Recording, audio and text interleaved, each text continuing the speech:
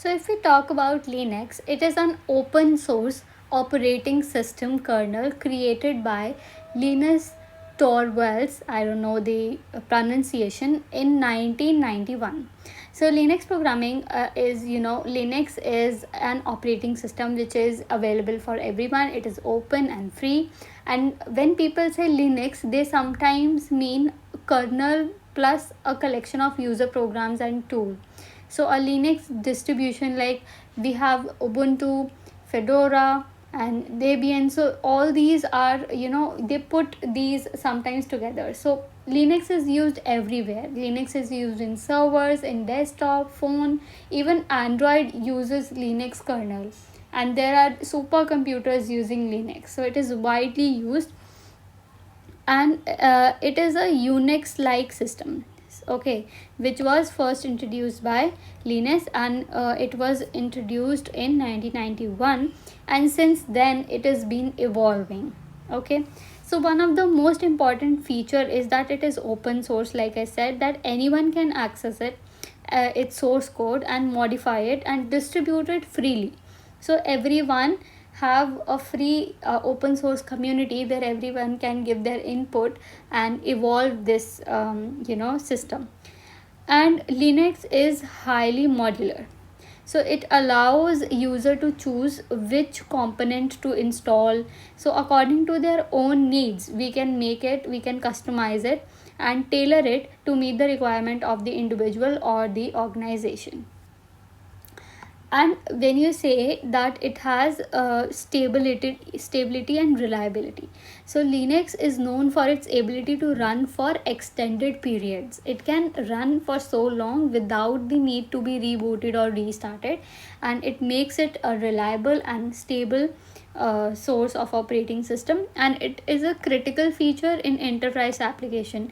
So whenever you see that in some organization the downtime is very costly, so in such scenarios, using a operating system which have this feature of working for extended periods and without needed to be rebooted, so it really helps such enterprises to decrease their level of cost.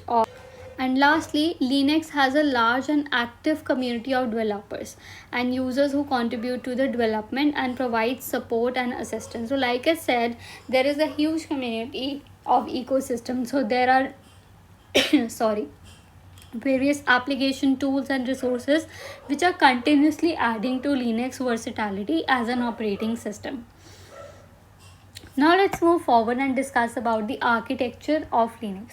So you see there is a flow of narration. So at the center we have the hardware. So all the terminals and disk pointers, whatever hardware we have over here at the center. And after the hardware, the very next is the kernel. So what does this kernel do? Kernel talks directly to the hardware, since it is the very next layer, and it is responsible for memory management, for the device drivers, for file system management, and there are various other things that kernel is responsible, because it is at the core of Linux. Okay, so Linux kernel is monolithic, means that it is a single kernel image, and it have various modules, and you can load it, whichever module you need you can load it and unload it according to your requirements. Then you see after the kernel, the very next is the shell.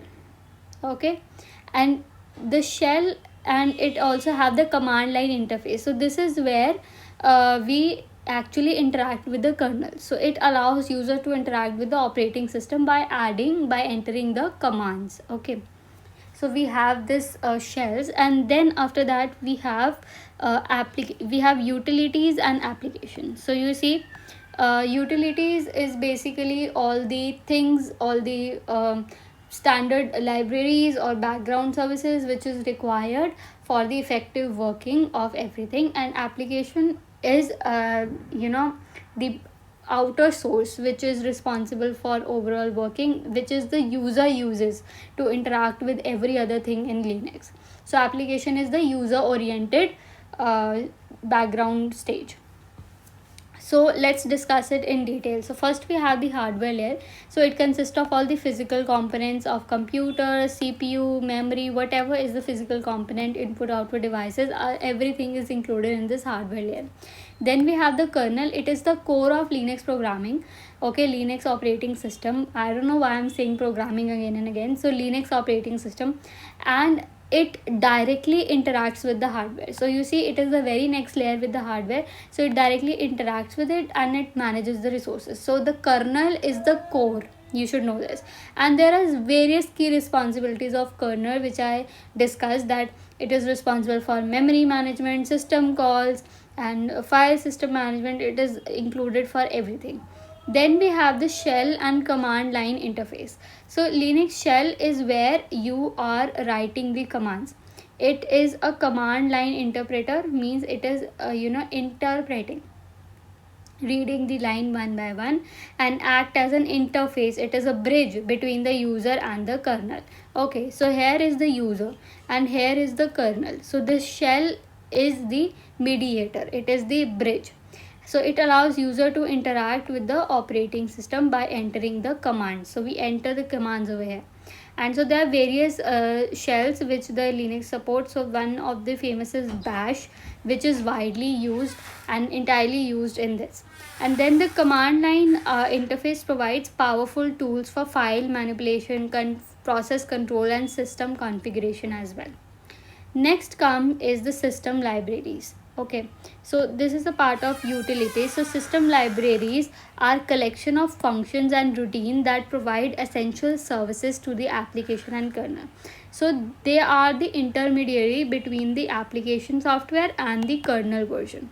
So whatever libraries are required for them to communicate, it is in the form of system libraries. Then we have system calls. So system calls are the interfaces. They are also interfaces between the user, application, and kernel. So in the application and kernel, there are various libraries and calls, system calls, which are responsible to easily interact with each other. So system calls, what they do, they allow application to request services from the kernel. They are used to request file operation, process management, network communication. Okay, so they use various system calls such as open, read, write, and fork. So these are used to these are commands, these are functions which are used to create a file or read a file, write, etc. Then lastly we have the application layer. Okay, so the system libraries and system calls are included in this utilities section. And lastly we have application layer. So application layer comprises of user facing. So here is where the user is, and user is interacting through this application. Okay, so this application is on the top of the operating system. So this include the desktop environment, the window, the graphical application, and whatever the user sees. So Linux support a vast variety of application, and it can be used for office productivity tools as well, and there are web browsers as well, and multimedia software. So there are various applications which Linux supports. So I hope you understood the concept of Linux architecture. Now we'll move forward and discuss about basic Linux directory structure. So Linux uses a hierarchical directory structure. So there is a tree-like structure which exists in Linux, which means that everything starts from the topmost directory you see over here. So this is known as a root directory. Okay. So this is a forward slash, so it is indicated by forward slash, and it is known as root directory. So from this root directory, all the other directories branch out. Just like folders in Windows, you see we have one directory in other, one folder in other, and then there are other folders inside one folder. So so in this root directory we have all the branches out to different directories. So we'll go through each of the important directories one by one and understand their role with simple example. So first is the root directory. So it is the main directory in Linux. Okay, and everything means files, folders, and devices, everything starts from here. So think of it is like you see C folder, C drive in your Windows. So there is local disk C. Everything starts from there. So whatever you save, whatever folders exist, all are there inside that directory, inside that drive, C drive, right? Local disk and all that you see in your Windows. So for example, if you type in your command prompt cd, so that means that you're inside your root directory. So we will learn about these commands in the upcoming video, and you right now need to understand what is directories and all the textual knowledge. Next we have the directory boot. So this is responsible for holding, so basically it means boot files. It have boot files, so it holds the file which needed to start the computer. Okay, so whatever files are required to start a computer, it is included inside this boot file.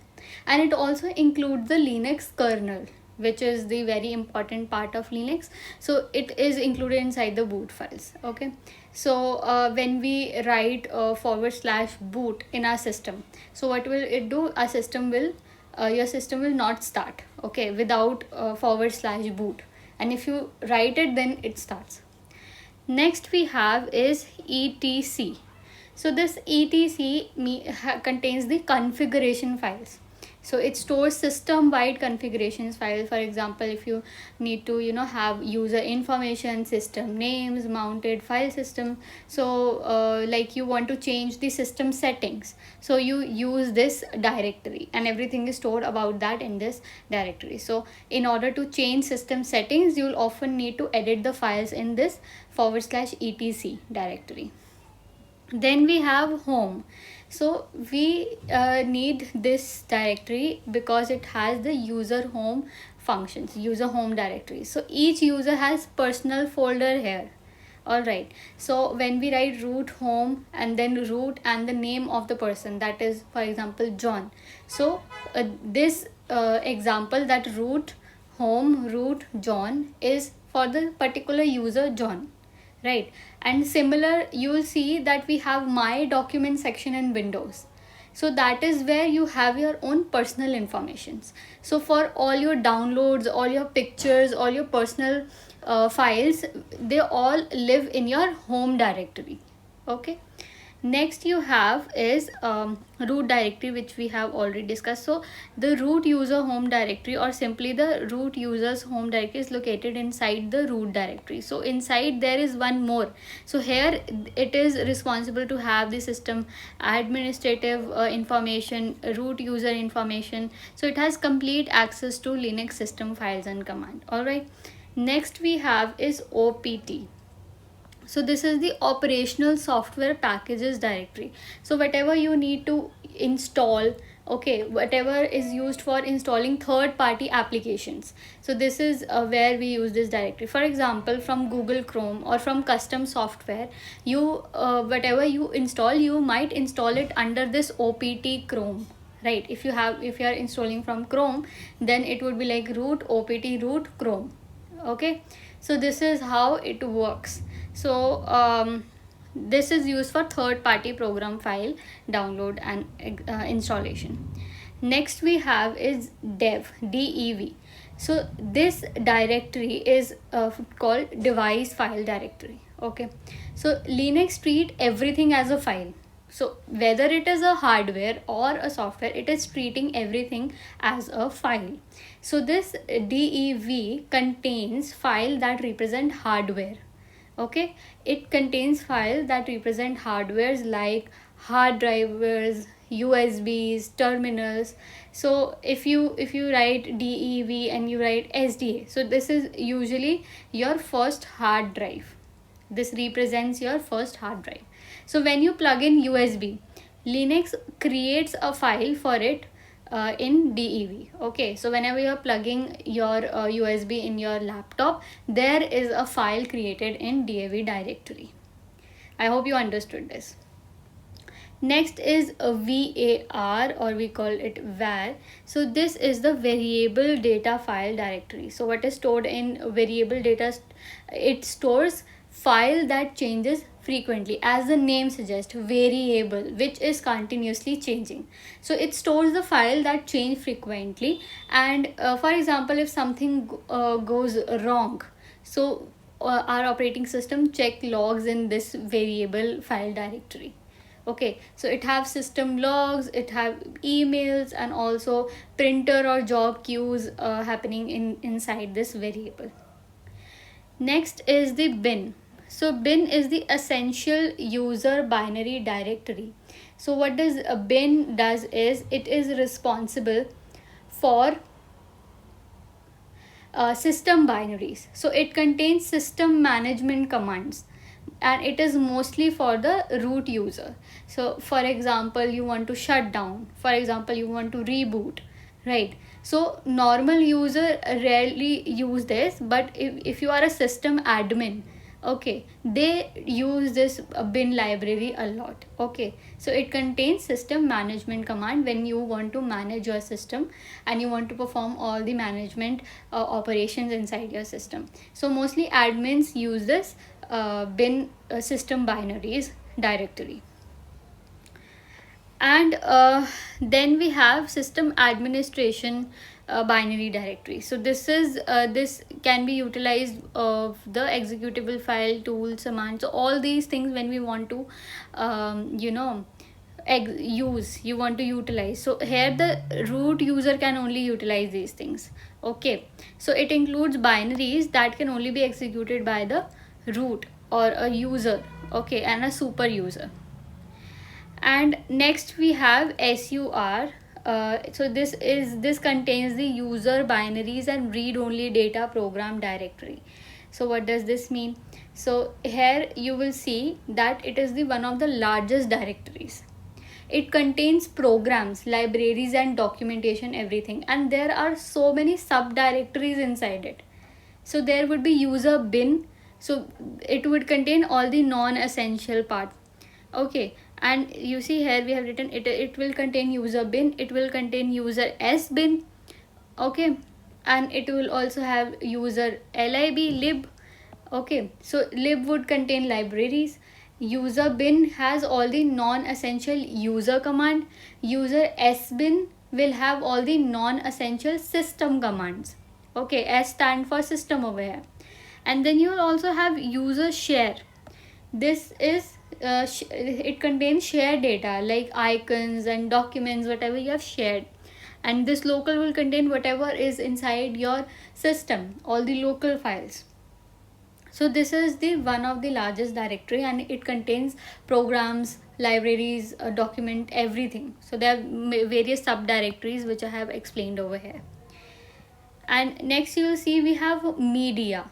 So media is the mount point for removable media directory. So this is responsible for having the removable media. So for automatically mounting external devices, when you want to add USBs, remove them, DVDs. So when you plug in USB, it might appear under media username USB. So this is used for automatic removable devices and all that thing. So this directory is associated with such devices, and it detects it, connects it, and removes it. So it is responsible for the working. Next you have is MNT. So MNT is the temporary mount points directory.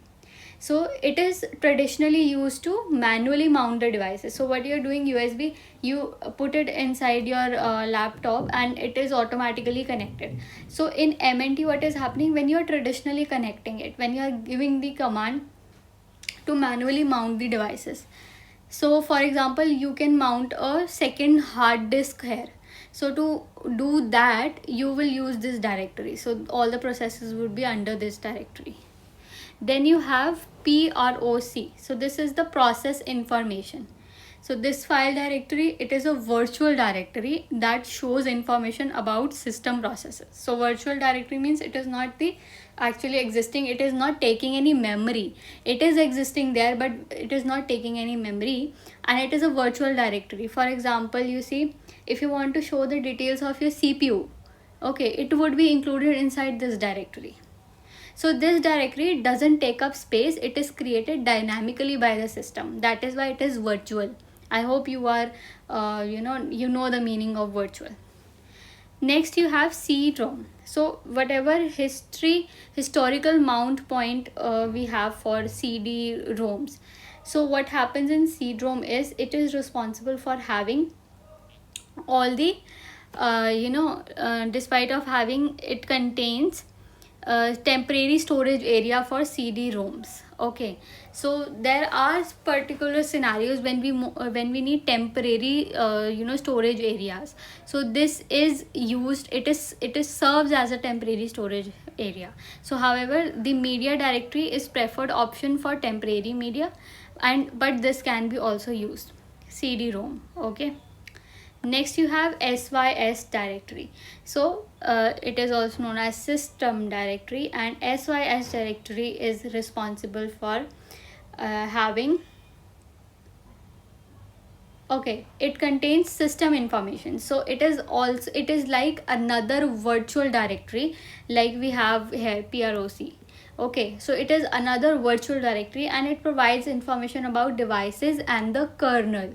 Okay, and for example, you want to see your network, you want to see whatever interfaces are included in your network. So this system information directory would be responsible for showing that, and it is also used for data collection for system admins, and it is alternatively used. You can use proc also and sys directory as well, so they are used consequently. So you see, next in line we have the run directory. So run is the application state files directory. It provides the program with a common location to temporarily store files, so that whenever we want to whenever we are logging in, so there's system volatile runtime information from boot time, so including details about active daemons, logged in users and more. So whatever is happening in our Linux directory, whatever programs are included, where they are stored, where they are logging in, what it all is included inside the run directory. It is the application state file directory. Then we have TMP, temporary file directory. So it is the directory which stores the information in the system, and it stores the information even after a system restart. No matter how momentary it is containing all the file, and it do not remove anything inside the TMP directory. We should not, as Linux system, erase outdated data automatically. So there is no need to do it manually, automatically happens. And many of the files in this location are essential to operation of active application, and deleting them might result in system crash. So it is a very important directory in our Linux structure. Next we have lib. So lib it contains the essential shared libraries. So there are various libraries which are required by our system. So this directory contains the group of pre-compiled program that binaries can utilize. So all the libraries, all the programs which are required by the binaries, it is stored inside this lib. Okay, so all the libraries required by the binaries and by the bin, sbin, whatever, they are located inside this lib Linux directory. Now let's talk about one of the most famous text editors in Linux, the VI editor. So it may look confusing at first, because it doesn't look like Notepad or MS Word, but once you understand its three modes, it becomes very powerful. So the three modes of VI editor are: first is the command mode, okay, then is the insert mode or input mode, and then you have the extended or last line mode. So before we dive into three modes, let's start with the basic. So first thing you need to understand is that the VI editor is a screen based editor. So it is available in almost all the Linux distributions by default. But if you don't have the Linux in your system, you can download the VI editor. Okay, so when you open your VI editor after downloading, the first thing you do is you open a file in the editor, right? So for that you normally write vi and then you write the file name, for example notes. dot txt. So when you write this, if if your file does not exist, it will open, it will create, okay, it will create a blank file with this name, with name of notes. If it exists, it will open it. So this is a basic command, the very first command you write. So you see, unlike normal editors where you just type directly, we in VI editor it works in modes. So there are three modes, right? So in command mode, what you do is okay, so first think of VI editor like a car. So in command mode, what are you doing? You control the car. So in command mode, you move, you delete, you copy, you create, okay. And then comes the insert mode. So in insert mode, you actually drive forward. That means what you are doing in insert mode, you are writing the content. All right, you, for example, you want to write something in your file, so that happens when you move into insert mode. And then there is an extended mode in which you ask for special operations like saving, quitting, searching. So we'll break down these three modes and we'll discuss them one by one. So meanwhile, what you can do is you can download the VI editor, and while I am discussing here, I am telling you here verbally all the things, you can practically look it in your system and perform it side by side to understand better VI editor. So first is the command mode. So this is the default mode. So whenever the VI starts, you see the command mode the very first. All right. So you cannot type text here. You just control the file. So it is just for controlling, for creating, for navigating, deletion, creation, updation. So this is what command mode is used. Okay. So it is the default mode, and here you see the keystrokes are interpreted as commands other than text input. So there is no input in this. We are just moving. Okay, we are navigating. So the purpose is to navigate through the text, delete them, copy, paste, switch between the modes, etc. So there are common commands you need to know. First of all, if you want to move the cursor left, down, up, right, these are the keys for that. Then if you want to delete the current line, you use DD and you press enter. And if you want to copy, you write the YY. And then for paste, P. For delete, X. And for quit the editor, it is the colon and Q. And to save the file, it is the colon and W. So this is what you need to know. And if you are in any other mode, you just need to press escape and you will be back in the command mode. Now you need to understand that if you go to insert mode, okay, so insert mode, like I said, being in a car, it is like moving forward. So being in VI editor, insert mode is like inputting, adding text. So it is used for typing text into the file. So when you enter insert mode from command mode, you press I. So whenever you write I in command mode and press enter, you enter into the insert mode. So there is one more screen available in front of you, and that is insert mode. So you go into insert mode by typing the letter I, right? And what happens is when you press I, now you can type hello, this is my first note, or hello, hello world, whatever you want to. And when you are done typing, what you do, you press escape to go back to the command mode.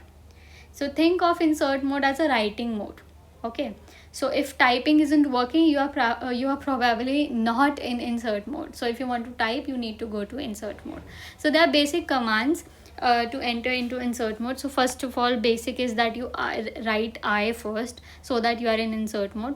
Then to go to the beginning of the line, if you want to insert from the beginning of the line, you will type the letter I, capital I.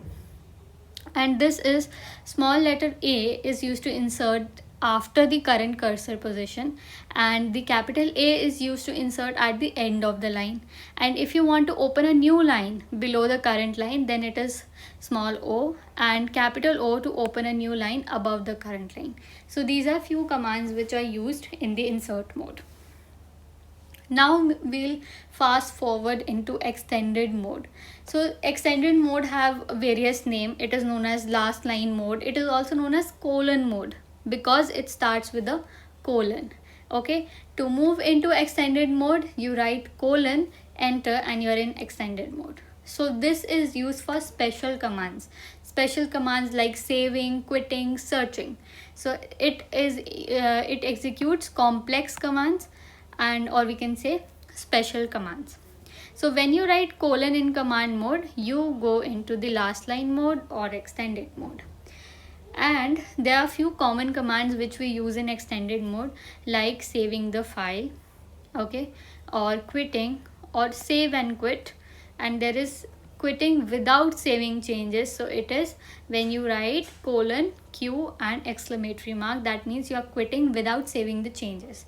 And then we also have set number command, which is used to show the line numbers. All right, so remember, extended mode is like talking to VI. You give it special instructions through command. So this is what extended mode is used for.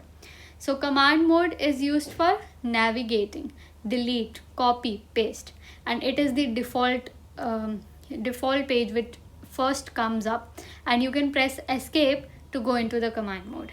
Then is the insert mode, which is used to write and edit the text. Okay, and you press I to go into the insert mode. And then you have the extended mode, which is used to save, quit, search, and have advanced commands. So you type colon to go into the extended mode. In Linux programming, you would see that there are hundreds of commands, and remembering all of them is impossible. That's why Linux provides built-in tools to get help and documentation about any command. So some of the most useful are these 5 listed here. So let's go through them one by one. So first is the man command. So this stands for manual, right? So man stands for manual. It shows the official manual pages of a command, including usage, options, and descriptions. All right, so whenever you write man and you write any command name, what it does is it gives us it opens the manual page for that particular command. It will tell us what are the options inside that, how can you use it, what is its use. So we get the description of the command, whatever you write next to it. So you see here we write man and cd, so we get to know whatever options are there. Okay, so whatever searches we can make, whatever options of cd there are. So you see there is cd-rom, cd create profile, cd fix profile. So all these so we basically opened the manual for that particular command. Next you see we have info. So info is for provides more detailed documentation than manual. So manual gives us basics. So when we need a more detailed option, when we want to include hyperlinks to navigate between the sections to get detailed documentation of that command, then we need info. Okay, so info reads the documentation in information format. So you see in info, whenever we write something, you see we get a command, we get a documentation. So for ls, it provides that it gives us list of directory contents, and see how it has provided us all the information of how ls is used, what is its effect, and how it works. So this is how info command works. Next we have is help command.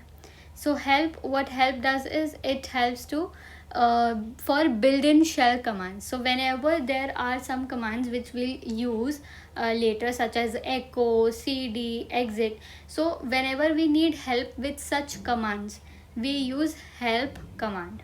Okay, so not all Linux command have help. Okay, so only shell built-ins have this. So whichever command is built by the shell itself, by the kernel itself, they'll be used in help command. So we can get all the options, whatever options available for that command. Okay, whatever working that command does. So but help is only used for the command which is the shell command. All right, now there is what is. what is provides us the one line description. It only displays us one line summary of a command, that what it does in one line, that's it. So it is useful when you just want to know what the command does without reading the full manual. Okay, every time it is not possible that you will read full manual to execute particular command. So first you just need a one liner, that is why you use whatis. Okay, then we have the apropos. So what this does, it search commands by keyword.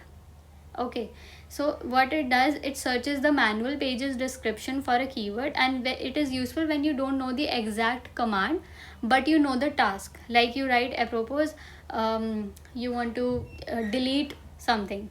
Okay, so it will find that delete keyword inside the manual and it will provide you the command which would be used for that particular purpose.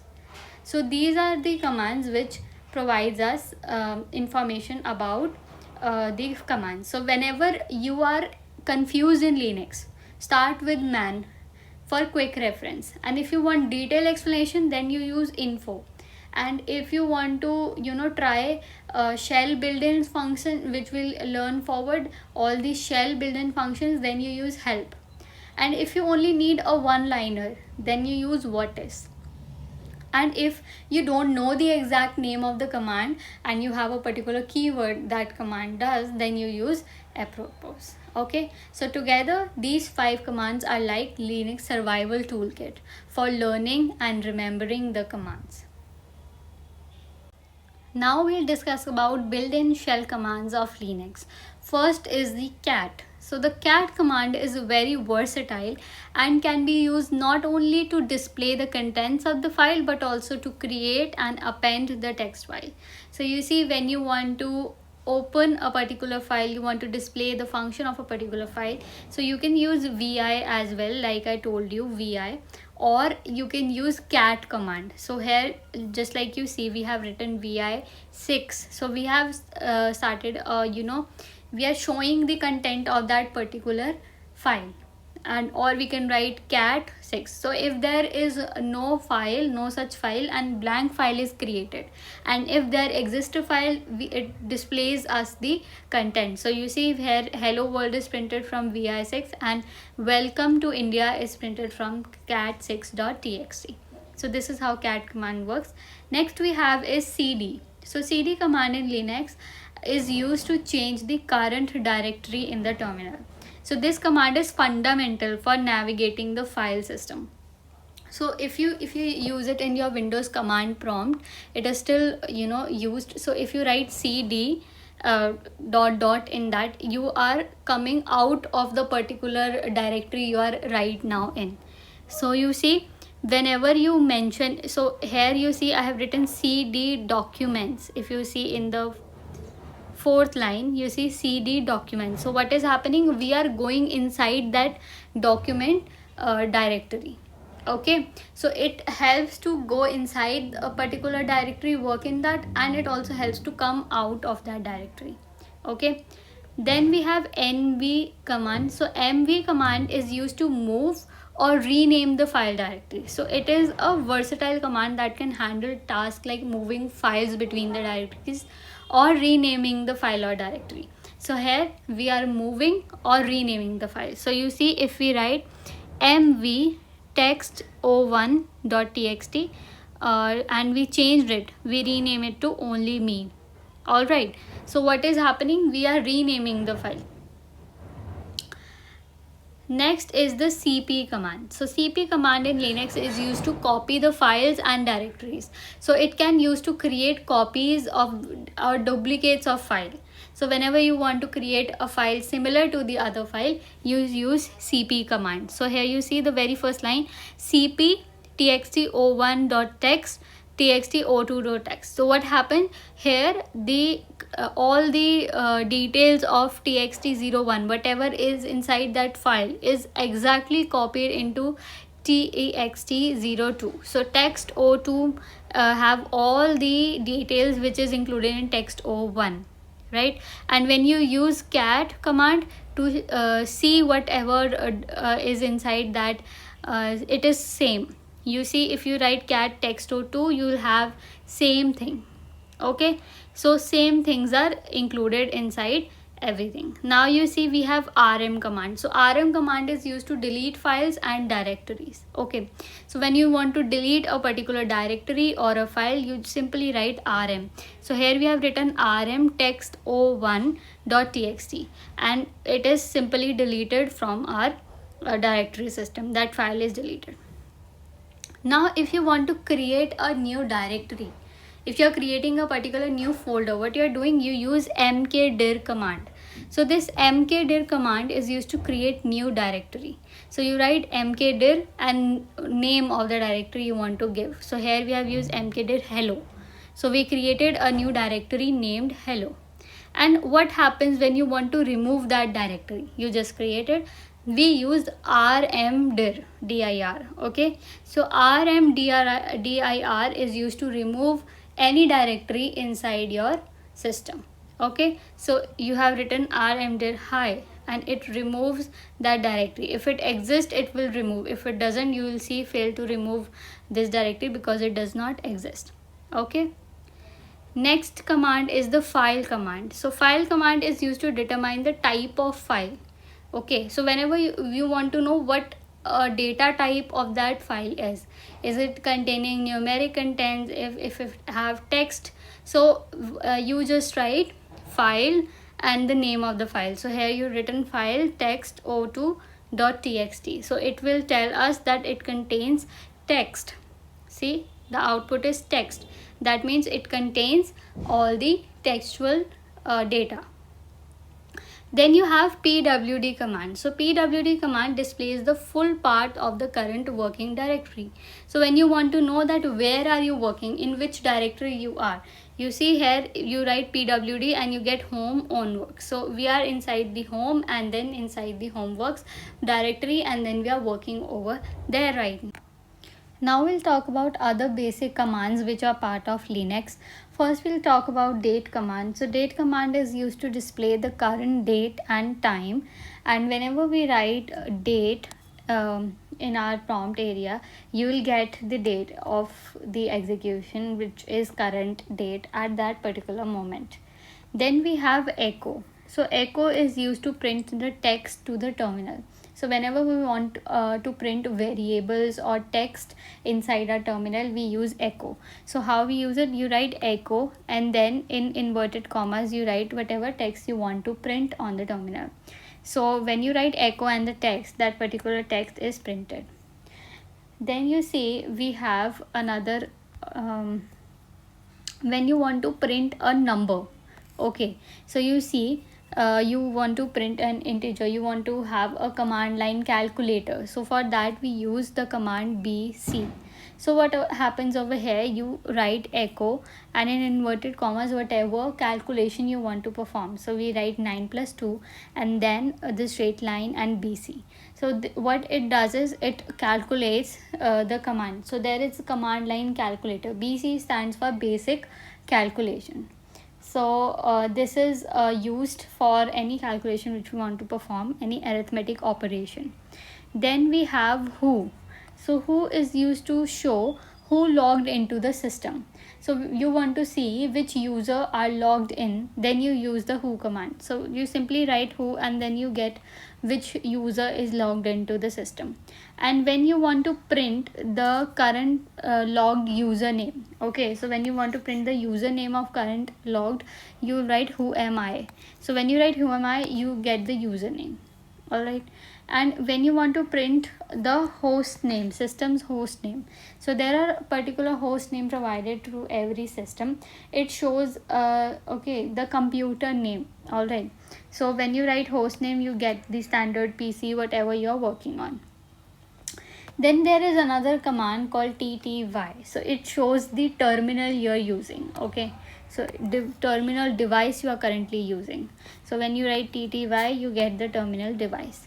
And when you want to view file contents page by page, then you use more command. So you write more and the file name, and then you get the content page by page. And there is forward navigation only, means that in the file you can only move to the next page and not come backwards. Then you see we have uptime. So this is used to display how long a system has been running. Okay, so when you write uptime, you get the hours or minutes and seconds, whatever the system has been working, and also the average time. Okay, it is also printed. Okay, now you want to show the calendar. You want to display the calendar. We have a function for that as well, which is cal. So if you simply write cal, you'll see the calendar for that entire month. And if you want to see the calendar for the whole year, the complete year, you write calendar and then /y. Okay, so then you will get the calendar for complete year, and the current date would be highlighted in that particular calendar. And if you want to show the calendar of previous, current and next month, then you use cal 3 for that. So you'll see we got previous, current and next month in that. Okay, so there are more commands to this. We have uname. So when you want to uname, okay, so when you want to print the system information, then you write the uname. So when you write uname, you get to know which system it is. So if it is Linux, you get Linux. If it is Unix, you get that. Okay, and if you want to display the disk space usage, you use the command df. So you get how much is used, how much is available, okay, and what is mounted on. So all these details are placed in that. Okay, and it also used to show how much disk space is used and which is free, which is available. Next you see we have touch. So touch command creates an empty file or updates the file time span. Okay, so if you want to update timestamp of a file or you want to create an empty file, touch is also a command which is used. So you simply write touch and name of a file and .txt if it's txt file, and you simply is able to create the file. Next command is du. So du command is, du stands for disk usage. So it shows how much space a file or directory takes. Okay, so you see you write du and all the directories are listed with the space they are taking up in the system. Next you see we have arc. So this arc command displays the architecture of the machine. So whatever is the architecture a machine have, you just simply write arc and it gives us the output regarding that. And we also use a w command to display who logged in and what they are doing. When you want to know what they're doing, you use the w command. You simply write w and pass, you get whatever the user is doing. Okay, so these are few of the basic commands which are used to know how things work at Linux. So basically we discussed few commands, and these are the everyday commands in Linux. Some help you to check system information like date, uname, uptime, and some manage files. So we discussed touch, we discussed df, du, and others would help you to know about the users and environment like who command, whoami, and the w we discussed right now. So master these commands, learn them, and you will feel at home in the Linux shell if you discuss or implement all these commands in the Linux programming. So do try, and because practice makes a man perfect, and if you do it self, then it's more better. I'm just here to guide you, and I'm guiding you, explaining you, making you understand. Rest implementation part and putting up your creativity is completely on you guys.